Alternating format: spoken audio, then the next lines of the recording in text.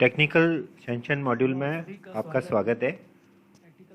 ये technical sanction module जो है ये आईएफएमएस का पार्ट है और ये वाला सिस्टम जो है ये बीएसआर सिस्टम से आगे जो डेटा है वो जो एस्टीमेट बनाने का काम है वो अपन टेक्निकल सेंशन मॉड्यूल के माध्यम से कर सकते हैं। सबसे पहले जो आपको एचओडी जो यूज़र है उसमें आपको लॉगिन करना होगा। तो सबसे पहले मैं आपको लॉगिन करके बता रहा हूँ और ये हमारा टेस्ट यूज़र है एचओडी। ये एचओडी जो यूज़र है इसके पास जो आपके एएनएफ वाला सिस्टम है वहाँ से सारे कार्य ऑटोमेटिकली एचओडी विभाग के जो एचओडी हैं उनको सारे काम असाइन हो जाते हैं और एचओडी जो है अपने लेवल पर ये डिसाइड करता है कि ये काम किस डिवीज़न के माध्यम से कराया जाना है। सबसे पहले मैंने लॉगिन किया, यहाँ पे आपको देखो ये मैसेज मिल रहा है क्योंकि हमने इसमें एक कॉन्फ़िगर कर रखा है कि एक यूज़र एक ही जगह से लॉगिन कर सकता है। तो आपको जब ये मैसेज दिखे तो आप इसमें ओके दबा दीजिए और ओके दबाने के बाद आपको सिस्टम पर डैशबोर्ड दिखेगा और डैशबोर्ड में मेनू को क्लिक करके आप ये पता कर पाएंगे कि आप एचओडी को कौन कौन से प्रोजेक्ट्स जो हैं वो एएफएमएस सिस्टम से मिले हैं। ठीक है, अब देखिए फैच प्रोजेक्ट्स फ्रॉम एएफएमएस। जो एएफएमएस सिस्टम चौहान जी ने आपको बताया है वहां से प्रोजेक्ट को यहां पर लेके आया जाना है। ठीक है, आप देखिए यहाँ पे हमने डेमो के रूप में दो प्रोजेक्ट फैच करके मंगाए हैं, डेमो प्रोजेक्ट 2 और डेमो प्रोजेक्ट 1, है ना। इनका एएनएफ नंबर भी हमने डमी डाला है और इनमें ये भी बताया है कि किस हेड, क्योंकि एएनएफ सिस्टम में ये भी तय हो जाता है कि कौन से हेड से पैसा इस प्रोजेक्ट को एग्जीक्यूट करने के लिए काम में लिया जाएगा। तो ये आपको, जैसे हम आपको एक स्क्रीन पे बता रहे हैं कि दो प्रोजेक्ट आपको एएफएस सिस्टम से आपके पास आए हैं, डेमो प्रोजेक्ट 2 है और एक डेमो प्रोजेक्ट 1 है। तो ये जो प्रोजेक्ट्स हैं अगर आपको लेके आने हैं तो यहाँ पे हमने बटन बना रखा है fetch project from AFS system. तो यहाँ वहां से प्रोजेक्ट आपको लेके आ जाएगा। ठीक है, तो ये केवल आपको बटन प्रेस करना है और जो भी प्रोजेक्ट्स होंगे वो यहाँ पे आपको डिस्प्ले हो जाएंगे। जैसे क्योंकि ये डेमो है इसमें कोई प्रोजेक्ट नहीं है, जबकि अगर होते प्रोजेक्ट वहां से सक्सेसफुली आ गए लेकिन आपसे रिलेटेड कोई प्रोजेक्ट यहाँ पे अभी नहीं आया। तो एचओडी को सबसे पहले तो ये देखना है कि वो एएनएफ सिस्टम से प्रोजेक्ट आ रहे हैं नहीं आ रहे हैं। वो कब आएंगे? जब एएनएफ वाला सिस्टम जो है उसमें डिजिटल सिग्नेचर हो जाएगा, एएनएफ उसकी इश्यू हो जाएगी तो ऑटोमेटिकली वो सिस्टम यहाँ पर आ जाएंगे, वो प्रोजेक्ट यहाँ पे आ जाएंगे।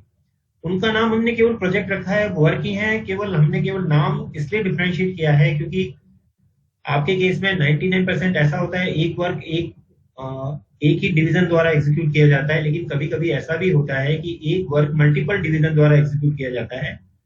तो जो डिवीजन द्वारा एग्जीक्यूट किया जाता है उसको हमने वर्क नाम दिया है और जो जिसकी एएनएफ इशू हुई है उसको हमने प्रोजेक्ट नाम दिया है। दोनों में बहुत ज्यादा डिफरेंस नहीं है। प्रोजेक्ट मतलब एक प्रोजेक्ट एक एएनएफ एक वर्क में हो सकता है, एक प्रोजेक्ट में मल्टीपल वर्क डाल दिए हों और सबकी जो इन टोटलिटी जो खर्चा है वो उस पर्टिकुलर प्रोजेक्ट से ऊपर नहीं जाना चाहिए। ये हमने चेक लगाने की कोशिश की। तो देखिए सबसे पहले आपने एक प्रोजेक्ट देख लिया। अब जो एचओडी है वो आपके वर्क को एलोकेट करेगा, बताएगा कि कौन सा काम किसको करना है। जैसे दो प्रोजेक्ट आपको दिखाए हैं, मैंने डमी के रूप में थोड़ा सा डेटा डाल रखा है। मैं आपके लिए एक वर्क और बनाऊंगा। जैसे एक वर्क बना हुआ है, इसमें हमने डेमो वर्क 1 बनाया था, इसमें हमने 50,000 का काम दिया था। सपोज एक और वर्क अपन बना लेते हैं डेमो, इसमें इसी प्रोजेक्ट में एक वर्क और बना लेते हैं, वर्क 2, और इसको एग्जीक्यूट करने के लिए ये डिसाइड किया जा रहा है कि डिवीजन 4 द्वारा इसको एग्जीक्यूट किया जाएगा। अभी इसमें पैसा टोटल 5 लाख था, 50,000 अपन ऑलरेडी डिवीजन 3 को दे चुके हैं जो आप पीछे देख रहे थे। इसका मतलब अब जो पैसा बचा है वो आपका 50,000 कम हो गया। सपोज अब मैं कह रहा हूं कि 1 लाख रुपए का काम आप डिवीजन 4 से करा रहे हैं। दोनों ऑप्शन अपन ने रखे हैं, सारा की सारा काम एक डिवीजन कर सकता है, और ऐसा भी हो सकता है कि आपने यहाँ ये डिसाइड कर लिया कि जो पूरा प्रोजेक्ट है वो इनके डिवीजन द्वारा किया जाएगा। यहाँ इसका फंडिंग डिसाइड कर रहे हैं, और ये जब दोनों इक्वल हो जाएंगे, देखिए नीचे अभी सेव वाला बटन नहीं आ रहा, जैसे इक्वल होंगे ये सेव वाला बटन आपका हो जाएगा, दिखने लगेगा।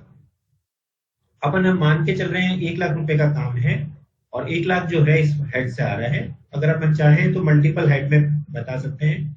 ये वाला जो हेड है, ये कौन से हेड में कितना पैसा आएगा यहाँ पे डिसाइड किया जा सकता है। सेव कर रहे हैं हम यहाँ पे, ये देखिए सेव हो गया। अब वर्क 2 अपन ने एक बनाया है, इसमें अपन ने बताया है कि इस हेड से ये ऑपरेट होगा। एक तरह से ये वर्क एलोकेशन हो गया उस डिवीजन को। कौन से डिवीजन को अपन ने किया? डिवीजन नंबर 4 को। जैसा आपके डिवीजन के कोड आपको IFMS से दिए गए हैं, वही कोड हमने काम में लिए हैं। केवल डेमो पर्पज से हमने आपको ये 4 नंबर 1 2 3 4 के कोड दिखा रहे हैं, जो कि 56 कोड है, केवल आपको दिखाने के लिए हमने काम में लिए हैं। एक्चुअल सिस्टम में हम उसको काम में लेके दिखा रहे हैं। ठीक है, HOD का काम इतना ही है कि वो प्रोजेक्ट जब E&F सिस्टम से आए तो उसको किसी डिवीजन को एलोकेट कर दे। ठीक है, अब अपन फर्दर अब काम किसका हो गया? डिवीजन का काम हो गया। तो यहां से मैं लॉग आउट कर रहा हूं। यहाँ पर फर्दर टाइमिंग इतना ही दिखाना कंपलसरी है, जितना आपके लिए जरूरी है उतना दिखाया जा रहा है। इसके अलावा बहुत सारे ऑप्शन है, जैसे आप सिस्टम को काम में लेंगे वैसे वैसे ऑप्शन आप समझते जाएंगे। और अगर बाय द वे कोई आपको क्वेश्चन है तो अपन ने हेल्प डेस्क बना रखी है, हेल्पलाइन दे रखी है, वहां पे अपन बात करके उसको रिजॉल्व कर सकते हैं। ठीक है, अब मैं कौन से लॉगिन में काम करूंगा? वो है HO4, क्योंकि मैंने HO क्या है? HO है head of office. Most probably XEN होंगे आपके ऑफिस में। फॉरेस्ट के अंदर जो डिवीजन के जो हेड हैं, DCF हैं, वो होंगे। और इनके पासवर्ड हमने ये मान के चले हैं, अगर आप उनको E&F सिस्टम में बना चुके हैं तो यहाँ पे फैच करने का ऑप्शन आपको दे दिया है, क्योंकि हम नहीं चाहते कि आप पासवर्ड बार बार अलग अलग रखें। तो एक ही पासवर्ड, HO का पासवर्ड जो है E&F सिस्टम में अगर आप बना चुके हैं तो उसको यहाँ पे लेके आ सकते हैं।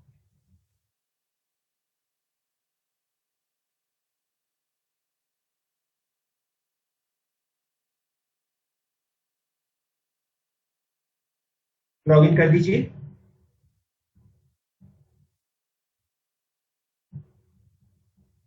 ये डिवीजन ने लॉगिन करा है। कौन से डिवीजन लॉगिन किया? HO ने। इसका नाम वगैरह सब यहाँ पे दिखाया जा सकता है। अपन को काम ये है कि इसमें और क्या क्या काम होते हैं। सबसे पहले तो इसको ये पता पड़ना चाहिए कि मेरे को काम कहीं से असाइन हुआ है ना। तो हमने यहाँ पर अलॉटेड वर्क करके दिखाया। अभी मैंने वर्क 2 आपको ध्यान हो तो असाइन किया है।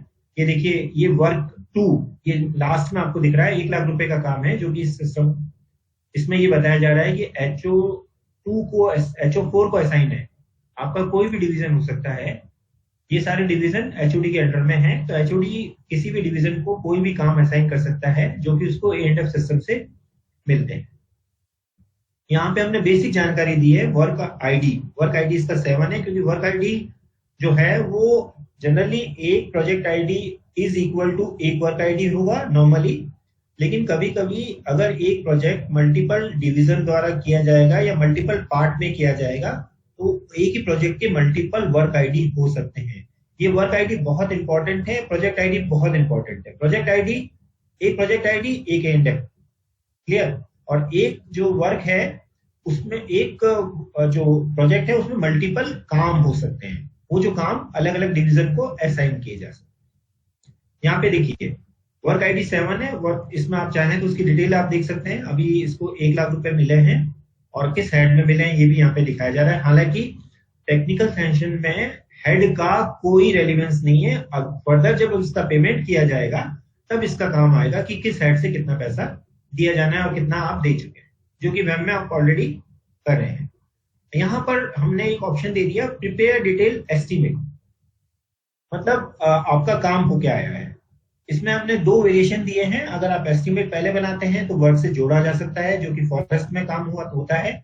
और पहले वर्क असाइन हो गया, उसका डिटेल एस्टिमेट बनाना है, तो ये वाला ऑप्शन जो कि आप पीएचडी, पीडब्ल्यूडी, इरिगेशन, फॉरेस्ट, जो सीएडी, फॉरेस्ट के अलावा बाकी सारे डिविजन्स में आपको वर्क पहले असाइन होगा, डिटेल एस्टिमेट उसका आप बाद में बनाएंगे। जैसा हमें अब तक कम्युनिकेट हुआ है कि कई कई बार काम एक ही तरह के होते हैं, तो हमने इसमें टेम्पलेट बनाने का प्रोविजन भी किया है। अभी अपन बेसिक जो ट्रेनिंग है उसको कवर करेंगे कि किस तरह से अपन उस काम को करना है। वेरिएशन आप सिस्टम को जब काम में लेंगे तब आपको पता बढ़ते जाएंगे, और अगर बाय द वे वेरिएशन में कोई और छोटे मोटे बदलाव हैं तो अपन उनको एड्रेस कर ड्यू टाइम में अपन उसको एड्रेस करेंगे। तो सबसे पहले मैं प्रिपेयर डिटेल एस्टिमेट कर रहा हूं, जो वो काम जो कि अभी आपको A&F सिस्टम से असाइन हुआ था और एचओडी ने आपके डिवीजन को असाइन कर दिया। डिटेल एस्टिमेट का नाम अपन लिख देते हैं एस्टिमेट फॉर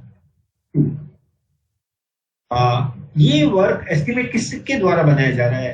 ये जो एचओ यूजर है, जो एक्सचेंज यूजर है, वो अपने ऑफिस में मल्टीपल यूजर बना सकता है और उनको अपन ने पावर दे रखी है। जैसा मीटिंग में डिसाइड हुआ कि अभी थोड़ा सा काम तुम कर लो, वापस मेरे पास आ जाएगा।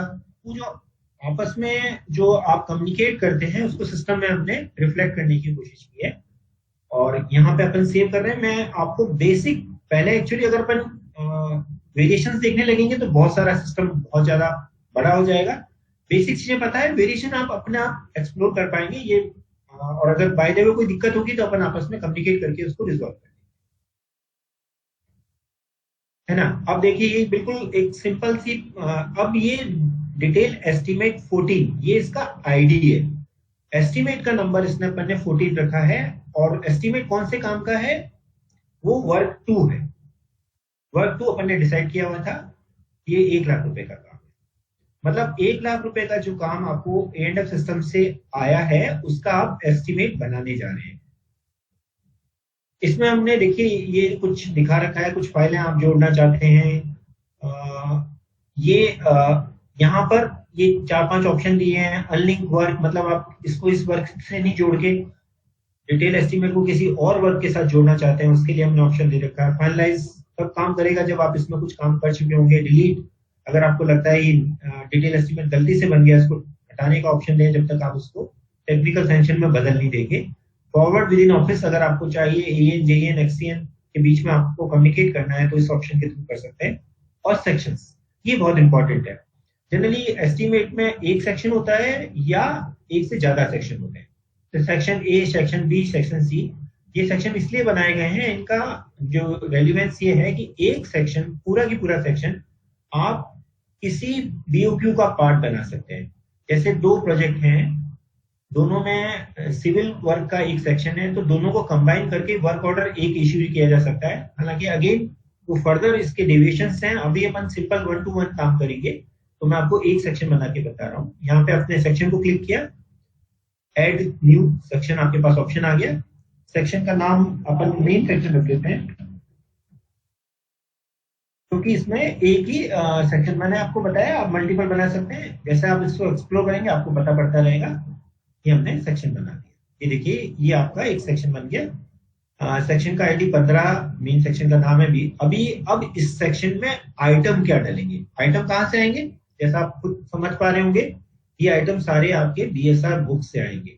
मेन सेक्शन को कह सकते हैं, सिविल सेक्शन कह सकते हैं, जैसा भी आप इसको कहना चाहें। अब ये देखिए एस्टिमेट का नंबर 14, एस्टिमेट वर्क 2 के लिए अपन बना रहे हैं, और इसमें ये यहाँ पे ये बहुत आपको BSR बुक से डेटा अपन ला रहे हैं। तो आप देखिए वो जो अभी आपको दिनेश जी ने बताया था कि BSR बुक होनी जरूरी है। आप कौन सी BSR बुक को जो फाइनल बुक है वो सारी आपको यहाँ पे डिस्प्ले हो रही है। जैसे आप बिल्डिंग की BSR बुक काम में लेना चाह रहे हैं, WRD की काम में लेना चाह रहे हैं, फॉरेस्ट की लेना चाह रहे हैं, ये सारे ऑप्शन आपको यहाँ पे मिल जाएंगे। जैसे जैसे BSR बुक सिस्टम में डलती जाएंगी वो यहाँ पे आपको दिखते रहेंगे। तो आपने सपोज बिल्डिंग का BSR बुक चूज किया है। अब BSR बुक में कौन सा वर्जन BSR बुक को काम में लेना चाहते हैं? झुंझुनू का, नागौर का, टोंक का, करौली का, जहां आपका काम हो। जैसे अपन जयपुर में बैठे हैं तो जयपुर का काम एक बार लेके देखते हैं। यहाँ पे जयपुर सर्किल सिलेक्ट कर लिया। और ये सारे जो चैप्टर आपने बीएसआर बुक में बताए थे वो यहाँ पे आपको विजिबल हो रहे हैं। चैप्टर 1 आपने चूज कर लिया। चैप्टर 1 में दो सब चैप्टर हैं, अर्थवर्क और special item for Banswara circle. और इस चैप्टर में कौन से आइटम की अपन बात कर रहे हैं, है ना। जैसे अपन ने फर्स्ट वाला ले लिया। मैं अगेन आपको ये कह रहा हूँ, वेरिएशन बहुत सारे हैं। अपन अभी स्ट्रेट फॉरवर्ड काम करेंगे ताकि आपको इसका फ्लो पता पड़ जाए कि किस तरह से सिस्टम काम में।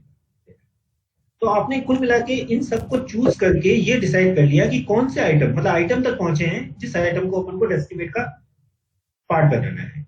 यहाँ पे आप सेव कर दीजिए।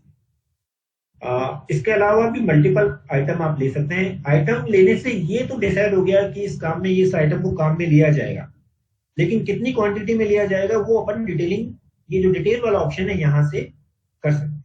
तो आपने डिटेल वाला ऑप्शन क्लिक किया। अब इसमें कितना रेट बीएसआर का रेट है 32 रुपए। अब 32 रुपए में क्वांटिटी अभी 0 आ रही है क्योंकि अभी अपने क्वांटिटी इसकी बताई नहीं है। तो यहाँ आप डिटेल में गए, लोकेशन बता दीजिए क्योंकि अब आइटम है ये कहाँ लगना है और किन किन मात्रा में लगना है, ये दो चीजें अपन यहाँ पे डिसाइड कर रहे हैं, है ना। तो यहाँ अपन जैसे कह रहे हैं सेंट्रल रूम, ये अपना सेंट्रल रूम में अपना ये आइटम लगना है। अब सेंट्रल रूम में जो अपनी वॉल 1 पे लगना है।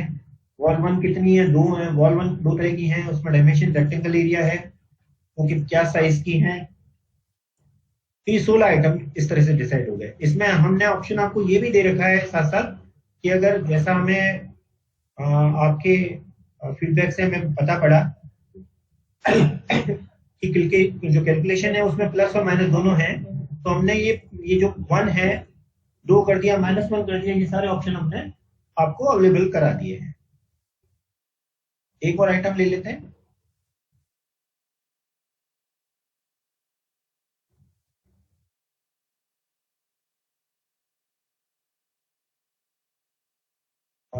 विंडो को अगर आप माइनस करना चाह रहे हैं तो ये ऑप्शन हमने आपको दे रखा है, -1 कर दीजिए।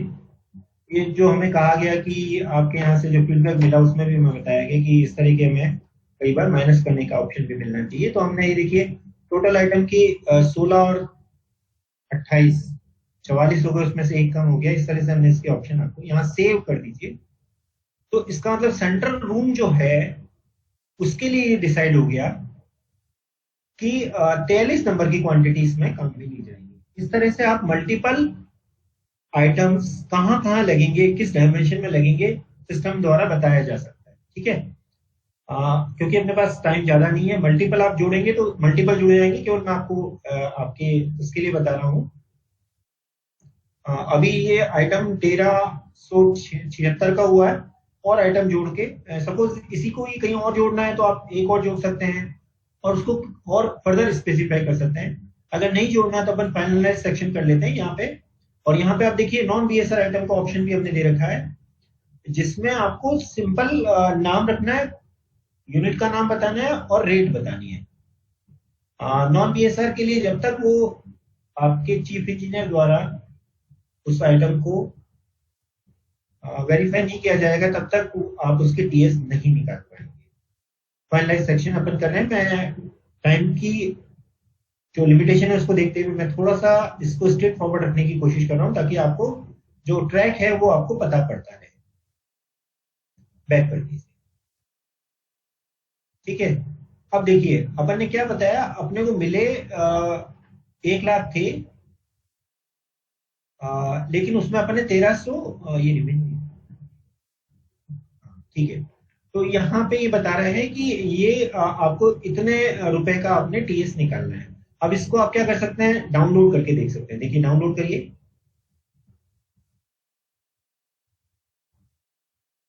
ये आपका एस्टिमेट बन गया। देखिए बड़ा अच्छे से हमने कोशिश की है कि अच्छे से आपको दिखे। ये काम है, इसकी लोकेशन सेंटर रूम है, इसमें 43 स्क्वायर मीटर काम लगना है। वॉल 1 वॉल 2 विंडो, ये जो आपने अभी मेरे सिस्टम में मैंने आपको एंटर करके दिखाया उसी तरह से ये हमने कोशिश ये की है कि आपका जो एस्टिमेट जिस तरह का आप बनाते हैं वो आपको आसानी से डिस्प्ले। इसके बाद अगर आपकी कॉम्पिटेंसी है तो उसको आप टीएस के लिए प्रोसीड कर सकते हैं। मतलब टीएस के लिए प्रोसीड कर रहे हैं, दैट मीन्स आपने एस्टिमेट को फाइनल कर दिया, तो यहां पर ओके कर दीजिए। अब आपके पास ये प्रोसेस टीएस में आ गई, ये जो पर्टिकुलर है। अब ये जो टीएस है, ये आपको अपने ऑफिस से टीएस निकालनी है या किसी और ऑफिस को फॉरवर्ड करना है, कंपिटेंसी पे है आपका। जो एसओपी है उसके अकॉर्डिंगली आप डिसाइड कर लीजिए कि 1.5 करोड़ की है, मैं नहीं निकाल सकता, मेरे को ऊपर भेजनी है। इस सिस्टम में लॉगिन आपके आपका जो एससी ऑफिस है, जो आपका एसी ऑफिस है, सबके लॉगिन सिस्टम में बन जाएंगे, धीरे धीरे बनते रहेंगे टाइम के साथ साथ। तो आप उनको फॉरवर्ड करके आप बता सकते हैं कि अब जैसे ही आप फॉरवर्ड करेंगे तो उनको दिखने लगेगी, उनको लगता है कि फर्दर उनके पास कंपिटेंसी है तो निकाल देंगे, नहीं कंपिटेंसी होगी तो उसको वो आ, और ऊपर फर्दर ऑफिस में भेजा जा सकता है। और अगर कंपिटेंसी है तो उन सभी को ऑप्शन मिलेगा generate TS from my office. इस बटन को क्लिक कर दीजिए। इसमें ये पूछ रहा है are you sure this technical sanction is amount 1376 रुपए, please make sure you have permission to generate this technical sanction, proceed. अब इसमें इसका टीएस नंबर डाल दिया, एड्रेस किसको कर रहे हैं, चीफ इंजीनियर ऑफिस को कर रहे हैं सपोज। इसमें आप कंडीशंस आप डाल सकते हैं, कंडीशन मास्टर बना सकते हैं, क्योंकि अगर आपको लगता है कि सब जगह लगभग एक ही कंडीशन लगती है। ये सारे ऑप्शन हमने जैसे आपको एयरटेल सिस्टम में देखा उसी तरह से इस सिस्टम में मल्टीपल कंडीशन मल्टीपल कॉपी का ऑप्शन हमने दे रखा है, और इसको सेव कर दीजिए। ये आपकी अनसाइंड टीएस आपकी निकल जाएगी यहां से,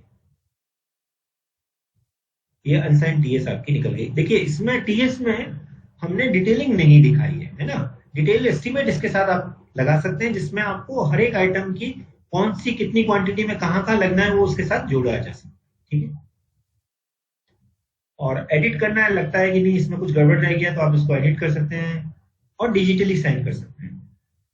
अगेन डिजिटल साइन के लिए जैसा आपको पता है, अभी तक जो हमारे पास ऑप्शन है वो उसके लिए आई को काम में लेना जरूरी है। तो मैं आपको डिजिटल साइन करके दिखा देता हूँ। तो इसके लिए ये वाला सिस्टम जैसे आप क्लिक करेंगे ना, आपको लिखा आ जाएगा please use Internet Explorer for digital sign. That means आप जो आपका जो ब्राउजर है उसको आई को लेना आपके लिए जरूरी है। जो पे मैनेजर पे काम करते हैं, जो एयरटेल सिस्टम पे काम करते हैं, उनको पता होगा कि क्योंकि जो एक्टिवेक्स कंट्रोल है वो केवल आई पे काम करता है, इसलिए हमें इसके लिए आई में काम करना जरूरी है। तो मैं लॉग आउट करके आई के अंदर जाता हूँ और इसको डिजिटली साइन करके दिखाता हूँ।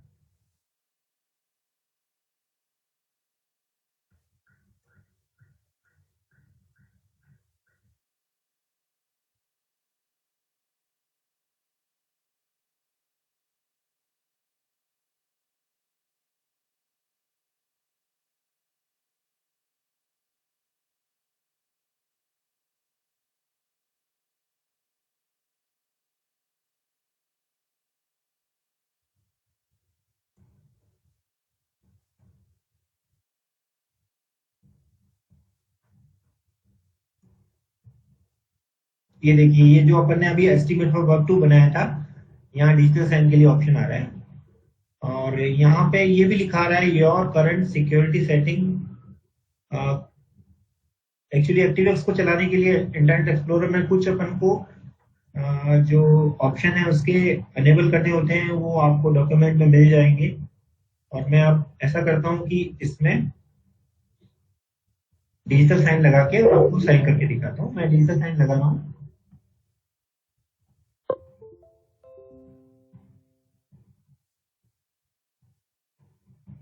ठीक है, अब डिजिटल साइन वाला ऑप्शन मैंने क्लिक किया, ये ऑप्शन आ गया। ये वाली फाइल है, किसको करना चाह रहे हैं, estimate for work 2, sanction number this है, बीएसआर अमाउंट कितना, ये सब चीज आपको दिख रही है।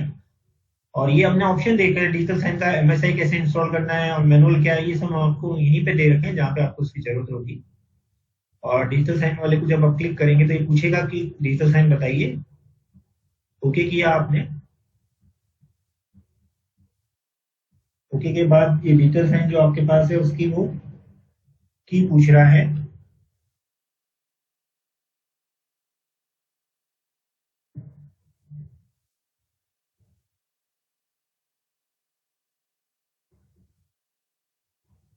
देखिए document has been signed successfully, इसका मतलब डॉक्यूमेंट आपका साइन हो गया। बहुत सिंपल तरीके से हमने कोशिश की है इसको रखा जाए, और आप चाहें तो इसको आप देख सकते हैं। यहाँ देखिए ये डाउनलोड डिजिटल साइन डॉक्यूमेंट, यहाँ पे ये देखेंगे तो ओपन करके देखेंगे तो आपको ये पता पड़ेगा कि जो आपने साइन किया था, ये देखिए ये नीचे साइन आ रहा है ना, इसको वेरीफाई किया जा सकता है। दैट मीन्स आपकी जो डिजिटल साइन टेक्निकल सेंशन है वो तुरंत सिस्टम के द्वारा जनरेट की जा सकती है। जब तक आप इसको डिजिटली साइन नहीं करेंगे ये बीओक्यू के लिए अवेलेबल नहीं होगी। दैट मीन्स आप इसका बिल ऑफ क्वांटिटी नहीं बना पाएंगे। तो इसके लिए ये इंपॉर्टेंट स्टेप है कि आप टेक्निकल सेंशन की जो सर्टिफाइड कॉपी है उसको सिस्टम से जनरेट करें। ठीक है, तो अब जो है बीओक्यू मैनेजमेंट आपको दिखा देता हूँ। बीओक्यू अपन किसका बना रहे हैं, अभी अपना नहीं है, क्रिएट न्यू बीओक्यू पे आइए। बीओक्यू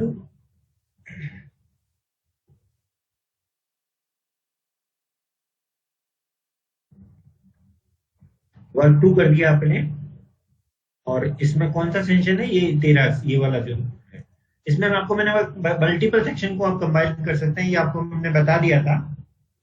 तो इसमें अगर मल्टीपल काम है, अलग अलग टीएस से आ रहे हैं और उनका आपने बीओक्यू नहीं बनाया, तो सिस्टम में इसको जोड़ने का प्रावधान हमने किया है, और इसको सेव कर दीजिए।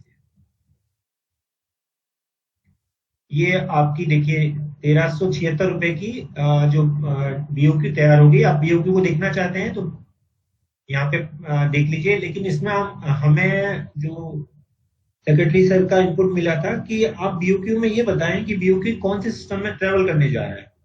तो हमने पूछा है कि बीओक्यू को प्रोसेस करने के लिए आप ईब्लॉक पे जा रहे हैं, या लिमिटेड टेंडर के लिए जा रहे हैं, या रेट कॉन्ट्रैक्ट पे काम करने जा रहे हैं, या जैम पोर्टल पे जा रहे हैं, या अदर एजेंसी को जा रहे हैं। ये हमने पूछा है आपसे। ईब्लॉक पोर्टल पे जा रहे हैं तो उसका की आप बताएंगे कि कौन सा यूनिक आईडी उसका है और किस डेट को उसको आपने भेजा है, और सेव कर दीजिए। केवल हमने एक पूछा है आपके लिए। बिल सिस्टम इंफॉर्मेशन आप देख सकते हैं, कोई दिक्कत नहीं है यहाँ पे। और उसके बाद परसेंटेज बीओक्यू को आप देख सकते हैं। ये परसेंटेज बीओक्यू आपका जो दूसरे सिस्टम है ईप्रॉक सिस्टम, उससे काम करने के लिए काम आएगा।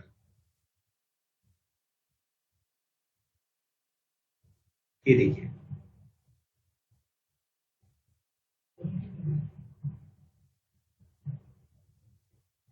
ये आपका बीओक्यू सिस्टम ने बना दिया। तो हमें जो इनपुट मिला उसके हिसाब से हमने ये बीओक्यू आपका सिस्टम में बना दिया है। इसमें 43 क्वांटिटी है, 32 की रेट है, और फाइनली वो जो भी शेड्यूल जी और एच के लिए ये जो इनपुट है वो आपके लिए तैयार हो गया। और इसको अब क्रॉस कर देता हूं। अब ये जो सिस्टम है ये कहाँ जाएगा, ये आपका ईप्रॉक सिस्टम पे जाएगा। ईप्रॉक सिस्टम पे जाके उसकी ईप्रॉक या जो भी आपका टेंडरिंग सिस्टम है उस पर जाएगा, और वहां से ये डिसाइड होगा कि जो कॉन्ट्रैक्टर है किस कॉन्ट्रैक्टर से काम कराना है और कितनी रेट पे वो काम करने को तैयार हुआ है। तो उसके लिए ये सिस्टम का इतना ही यूसेज है। इस सिस्टम का जो आउटपुट है वो ये है, बीओक्यू बन जाता है। ठीक है,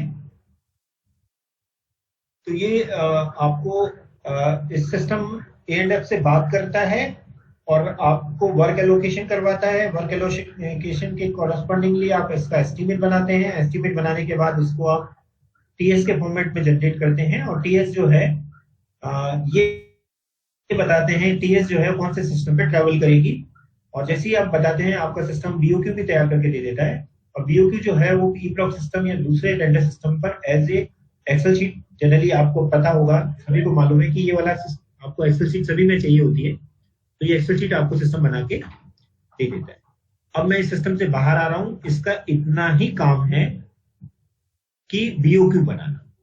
अब बीओक्यू बनाने के बाद अपन तीसरे सिस्टम में चल रहे हैं, चौथे सिस्टम में चल रहे हैं, जिसके अंदर अपन वर्क ऑर्डर ठेकेदार के लिए बनाएंगे। और वर्क ऑर्डर बनाने के बाद उसको